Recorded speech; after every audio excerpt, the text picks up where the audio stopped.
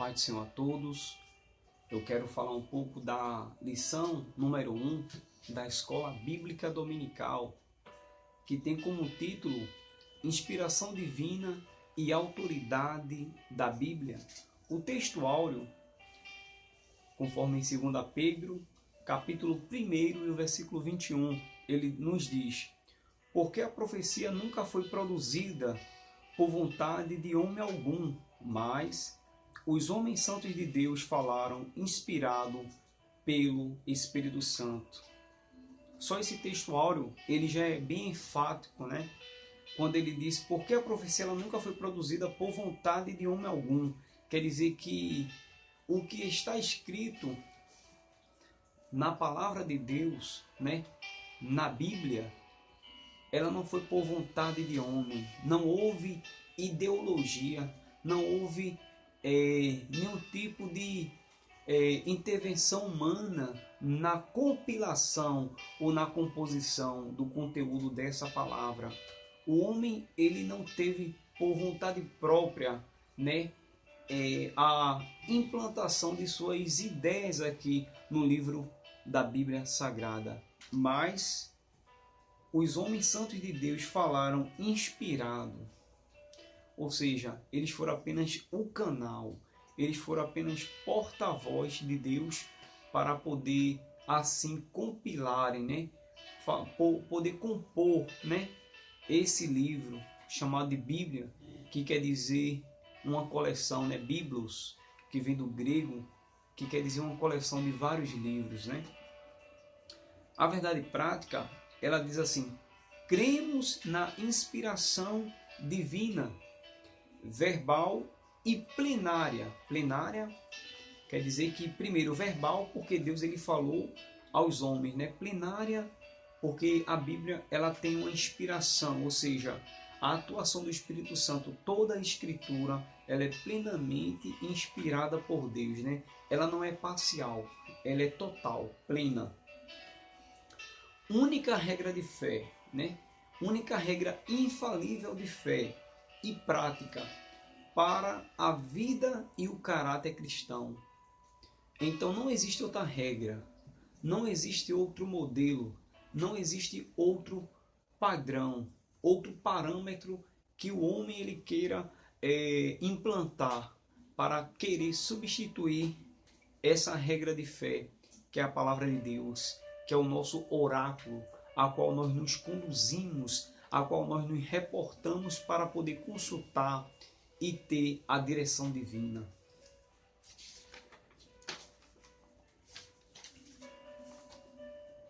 Temos a leitura também em classe, né?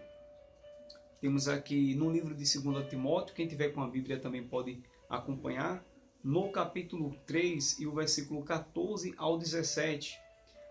Tu, porém, permanece naquilo que aprendeste e de que foste inteirado, sabendo de quem os tens aprendido, e que desde a tua mocidade ou meninice, né, sabe as sagradas letras que podem fazer-te sábio para a salvação, pela fé que há em Cristo Jesus. O versículo 16, toda a Escritura divinamente, toda a Escritura, não é parcial, é total, toda a Escritura divinamente inspirada é proveitosa para ensinar, para redarguir, para corrigir, para instruir em justiça. O 17 nos diz assim: para que o homem de Deus seja perfeito e perfeitamente instruído para toda boa obra. Então aqui nos dá a dica, né? Nos dá o norte, nos dá toda a orientação. Algumas recomendações para os professores também. Aqui a gente tem, eu estou com a lição aqui de professor e apenas assim alguns recursos de subsídio e apenas uma recapitulação daquilo que os professores, que os alunos também já estudaram, só como uma forma também de subsidiar, né, o conhecimento de cada um dos irmãos, para que juntos possamos assim crescer, né, na graça e no conhecimento e trazer o melhor para Deus, né? Que isso é muito importante. Na introdução fala que a Bíblia é a revelação de Deus escrita para a humanidade, né? Então, assim, podemos dizer que a Bíblia é a prova da existência de Deus, porque ela se manifesta por meio da sua palavra, né? Assim como antigamente, né, Deus ele se revelava, né? Deus ele tinha seus meios para se revelar ao homem, né? Havia, como é que eu posso dizer? Tem um versículo na Bíblia, né? Agora não me recordo bem, mas quando Davi ele estava em um momento assim difícil, atribulado, ele pegou o Urim e o Turim, que eram duas pedras preciosas que era usado na roupa do sacerdote, né? Na estola sacerdotal. E aquelas pedras eram pedras assim que servia como um oráculo, como uma forma de ele consultar a Deus, para que Deus ele pudesse lhe dar uma direção, né? Lhe dar um norte, um caminho, né? Então a palavra de Deus representa a pedra preciosa, né? É justamente o nosso oráculo para que nós possamos recorrer a ele, nos reportar a ele. E aqui fala também que sua inspiração divina e sua sabedoria como única regra de fé e prática para a nossa vida. Indo aqui para o ponto 1, né, dessa lição, revelação e inspiração. Vamos lá, eu faço uma pergunta agora para quem está aí. A Bíblia, ela é inspirada ou revelada? Existe uma pequena dúvida, né, na mente das pessoas. Eu já ouvi pessoas dizerem que a Bíblia ela é revelada. Outros falam que a palavra de Deus ela é iluminada. Ela não é nem revelada nem iluminada. A Bíblia, a palavra de Deus, ela é inspirada. Vamos lá. Primeiro vamos para o conceito, né, de revelação. A palavra revelação, ela Apocalipse em grego significa ato e o efeito de tirar o véu para que encobre o desconhecido. Então é o ato, o efeito de tirar o véu para que encobre o desconhecido. Significa dizer, revelação é algo que estava oculto e agora revelado. É algo que estava realmente escondido e agora está sendo esclarecido. Então, é a luz de algo que estava escondido. Então, revelação é isso.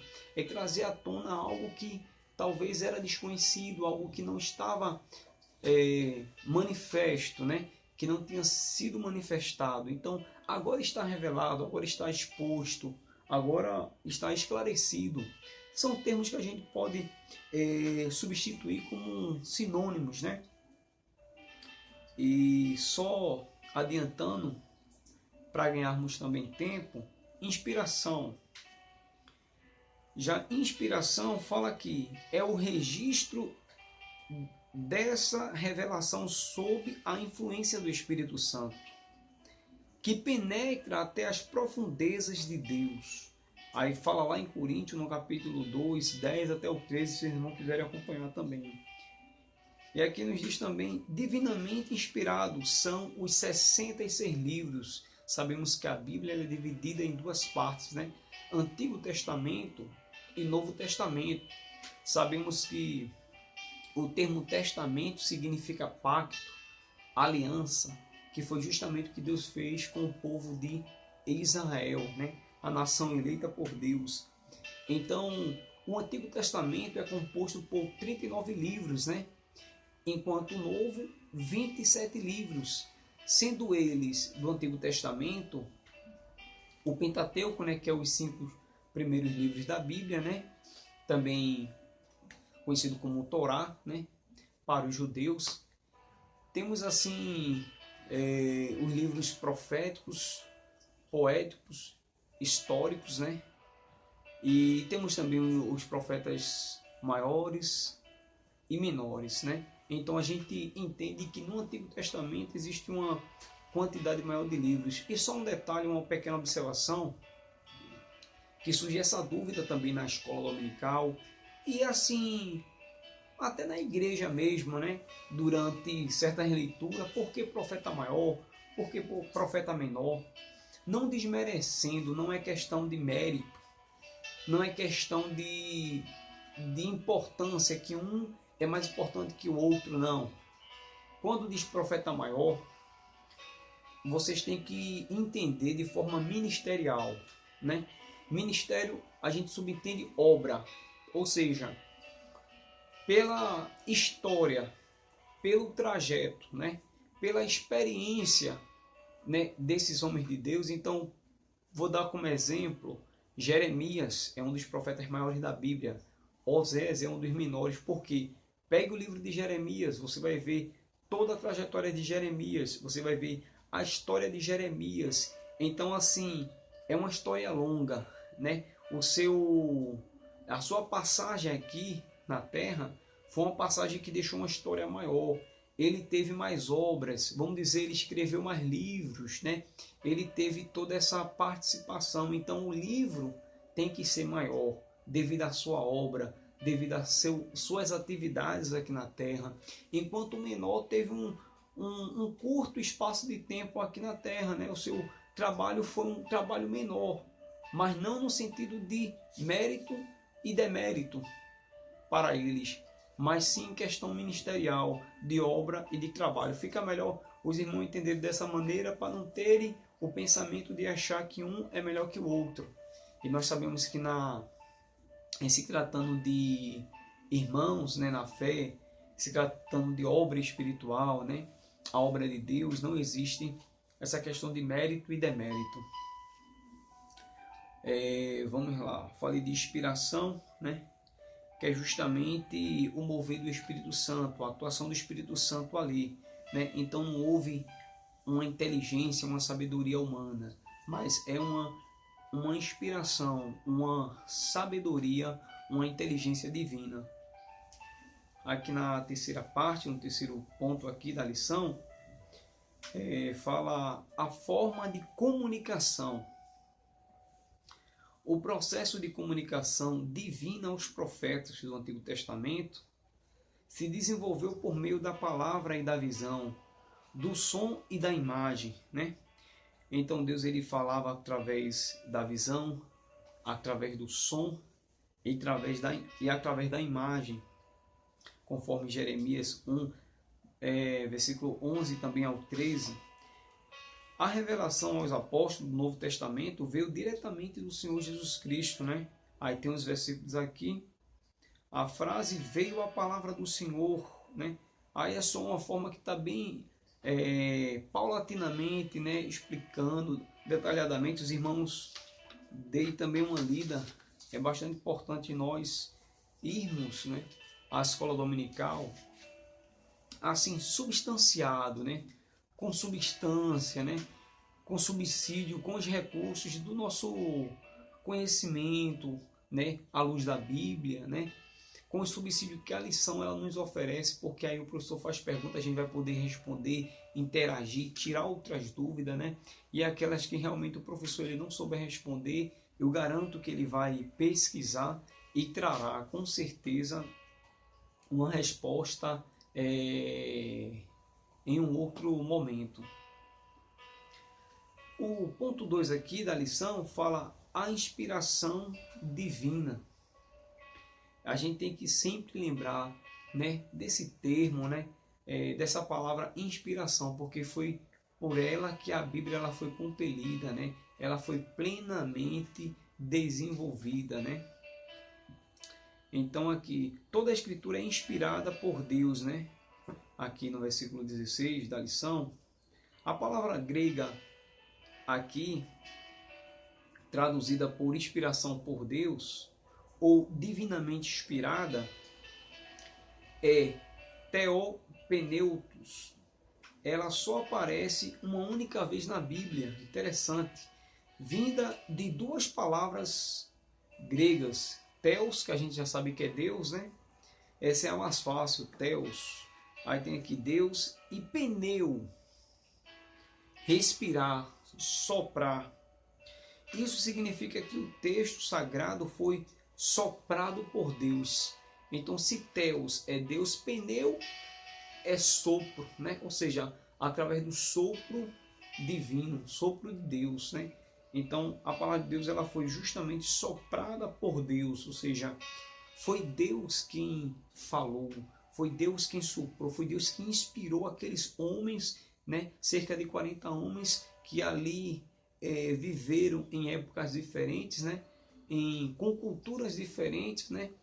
Em situações, circunstâncias diferentes, mas ali todos eles tiveram essa mesma fé, né? Essa unicidade de fé, essa unicidade de pensamento, porque não era o pensamento do homem, era o pensamento de Deus. E quando Deus ele está, como é que eu posso dizer, usando os seus servos, ele está inspirando seu servo, não existe pensamento diferente, né? Deus ele mantém um padrão, né? Uma regra, um modelo para ser obedecido, e ele manteve essa pureza da palavra, né? É bastante interessante isso daí. Então aqui uma avaliação exegética, né? Estamos acostumados com duas traduções. Toda a escritura divinamente inspirada é proveitosa e toda escritura é divina, inspirada e proveitosa. Ambas as versões são permitidas à luz da gramática grega. Interessante, mas a primeira é mais precisa, pois a conjunção grega kai e aparece entre os dois adjetivos inspirada e proveitosa. Isso significa que o apóstolo está afirmando duas verdades sobre as escrituras, a saber, divinamente inspirada e proveitosa. Ou seja, se utiliza, né? Ela tem proveito, ela tem utilidade, né? Ela vai ser usada, né? Divinamente inspirada. Autoridade, vamos lá. Autoridade da Bíblia. Eu pergunto, será que existe dúvida da autoridade da palavra de Deus? Eu acho que não. Olha só, eu tenho certeza que não, né? A autoridade da Bíblia deriva de sua origem divina, né? O selo dessa autoridade aparece em expressão como assim diz o Senhor. Essas expressões aí tem lá no Êxodo, também no capítulo 5, versículo 1 e vários outros versículos, né? Veio a minha palavra do Senhor dizendo. Então isso daí expressa a sua autoridade pela palavra, né? Temos aqui outros subsídios teológicos aqui. Aqui no ponto 3, né? Inspiração plena e verbal. Plena, eu já falei para os irmãos, completa, né? Total, não é parcial. A Bíblia, existem pessoas por aí afora, né, dizendo que ela é parcialmente inspirada, ela não é toda inspirada. Isso é uma das maiores heresias, né, que eu já escutei. A palavra de Deus, ela não é parcial, ela não é pela metade, ela não é incompleta. A palavra, se existe um livro, se existe um material hoje que nós temos acesso à Bíblia, né, que nos enche, né, de resposta às nossas eventuais perguntas e também problemas que venham ocorrer, né? E esse oráculo da fé, ele tem toda a resposta. Então isso prova através de um pensamento, né, que através de uma premissa que a palavra de Deus ela é plenamente inspirada, que aqui nós conseguimos achar soluções para os nossos problemas. Não tem dúvida que ela é plenamente inspirada. E quando você lê um livro da Bíblia, você sente a presença do Espírito Santo, porque você percebe que não é livro, né, feito por mãos humanas, ou seja, por ideologias humanas. O homem ele só foi o canal, né, para a sua escrita, para a sua elaboração. Mas Deus ele foi o autor que soprou ali, né, no entendimento do homem, que soprou ali né, no seu conhecimento, que soprou ali as ideias de Deus, incutando na cabeça ali sobre cada um daqueles autores para poder compilar, né, essa palavra que é muito poderosa. Então ela é plenária, né? Ela é plena e ela é verbal, porque Deus ele ditava e o homem compilava. Deus ele ditava e o homem desenvolvia ali, né? Tal expressão significa que todos os livros das Escrituras são inspirados, né? Não é pela metade, todos eles. O apóstolo Paulo ele deixa isso muito claro quando afirma que toda a Escritura é divinamente inspirada. A inspiração da Bíblia é especial e única. Não existe na Bíblia um livro mais inspirado e outro menos inspirado. Todos seguem o mesmo padrão de inspiração. Todos têm o mesmo grau de inspiração e autoridade, né? Não existe um livro que seja mais inspirado que o outro, até porque assim ficaria difícil de como é que eu posso dizer, de trazer um claro e uma sincronização, né, do pensamento de Deus, né, do plano de Deus, porque não pode haver meio termo. Todos os livros seguem um conjunto, um modelo, né, uma forma única, né, do padrão da fé, né? Isso é muito importante. Temos aqui a inspiração verbal, né? Verbal, Deus ele falava, né? Ele tinha a forma oral, né? Era a parte verbal que Deus ele falava diretamente para o seu povo. Essa característica bíblica significa que cada palavra foi inspirada pelo Espírito Santo, conforme Coríntios no capítulo 2, versículo 13 fala, e também que as ideias vieram de Deus, não veio do homem, mas vieram de Deus, conforme 2 Pedro no capítulo 1, versículo 21. O tipo de linguagem, né, o vocabulário, o estilo e a personalidade são diversificados no texto. Aqui fala também. Isso mostra que quem produziu esses livros sagrados eram seres humanos, né? Que viveram em várias regiões, como eu falei. Eles viveram em épocas diferentes, né? Eles viveram em lugares diferentes. Tinham culturas diferentes, não eram no mesmo local, não foi na mesma época. Foi em época diferente, períodos diferentes, né? Diversas gerações, desde de Moisés, né? Até o apóstolo João, até lá na frente, passaram cerca de, deixa eu abrir aqui a lição, de 1000 anos, muito tempo, hein? Cerca de 1000 anos para completar essa compilação, essa composição, esse desenvolvimento da palavra de Deus. Amém. Isso é uma coisa assim, nossa, que eu me sinto agradecido, né? Que nós temos que agradecer a Deus, porque a palavra chegou ao nosso acesso, né? Nós não tínhamos esse direito, né? Nós não tínhamos o acesso, mas Deus, ele nos deu, né? Ele nos facilitou, ele nos proporcionou, né? O conhecimento da verdade, né? Para que nós não venhamos, né? A nos confundir. Bem, no ponto 4 aqui fala: única regra de fé, infalível, de fé e prática. A Bíblia nos mostra que a fé sem as obras ela é morta, né? Mas a fé, ela não só pode ser teórica. A fé, ela tem que ter uma ação, né? A nossa fé, ela tem que ser alicerçada na rocha que é Cristo. E a gente tem que pôr em prática, pôr em ação a nossa fé. Como é que a gente põe a nossa fé em ação? Quando a gente lê a palavra de Deus, que é o manual, que é a bússola, que é o nosso oráculo, e também passamos a obedecer o que nela está escrito. Porque o que adianta o homem ele conhecer toda a Bíblia, né? Dizer que tem fé em Deus, né? A fé que move montanhas, se é que tem essa fé, né? Como apenas um grão de mostarda, mas ele não põe em prática, né?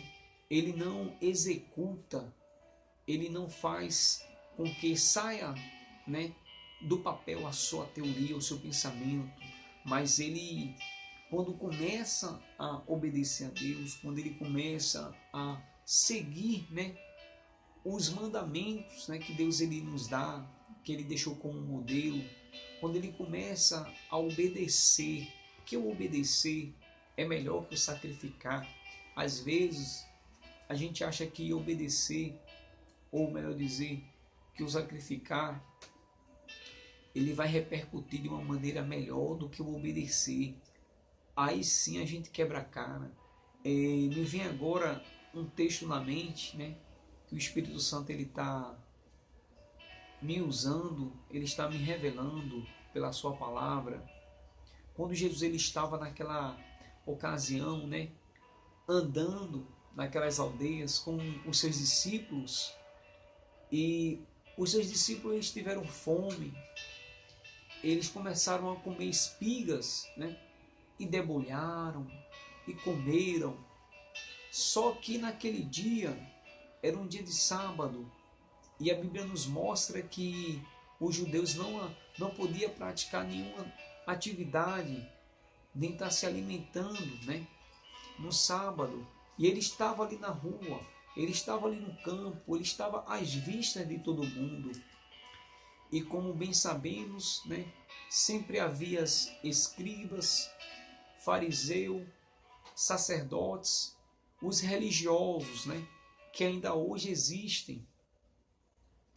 E vendo essa ação, né, que os discípulos estavam se alimentando, comendo espigas, no sábado, que não era lícito pela lei de Moisés, pela lei do homem, eles comerem, eles chegaram para Cristo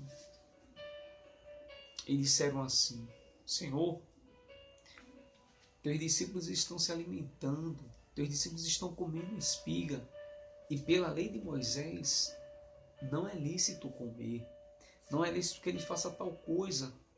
Eles queriam ver a reação de Cristo, porque sabia que ele era o mestre. Talvez ele estava querendo um pretexto, né, um artifício, um meio de querer incriminar o Cristo, de querer ver, colocar uma prova, né, para saber como é que ele iria se portar. Mas Jesus, de uma maneira sábia, humilde e mansa, como ele sempre se portou, e detendo todo o conhecimento da palavra, né, que é plenamente inspirada,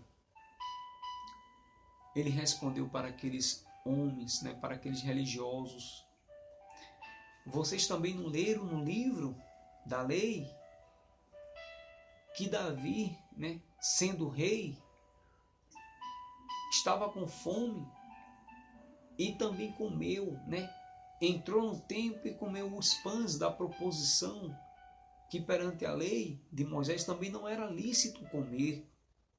Vocês não viram também isso? E ali eles calaram, eles ficaram ali, e realmente, sendo o rei, Davi também comeu os pães que não era lícito comer no sábado. E eles ficaram ali, só observando aquela atitude, e um comunicando ao outro. E Jesus continuou andando e foi em direção ao templo, né?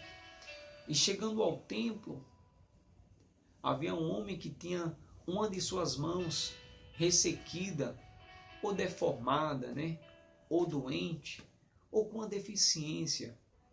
Mas uma coisa é certa, ele precisava da cura, né? Ele precisava de algo que viesse a restabelecer, restaurar, né, a sua mão. E Jesus, entrando no templo com os discípulos, olhou para ele e disse: queres ficar são? queres ficar curado? E ele disse, quero. Jesus primeiro chama ele para o meio. Chamou ele para o meio. Por que Jesus chamou ele para o meio? Porque era dia de sábado, né? Havia muitas pessoas ali, mas todos sabiam que não podia fazer cura, não podia se alimentar, porque era sábado, tudo isso era proibido, né? Os irmãos bem que conhecem, mas Jesus queria surpreender para mostrar qual a principal importância dentro das Sagradas Escrituras. Ele queria mostrar o que para ele tinha valor, o que era relevante, o que ele realmente se importa, se é com sacrifício ou com o amor. Ele disse, estende a tua mão. Ele estendeu a mão. Jesus, ele curou, efetuou o milagre, e era sábado. Aquilo ali foi notório. E Jesus também falou, misericórdia quero.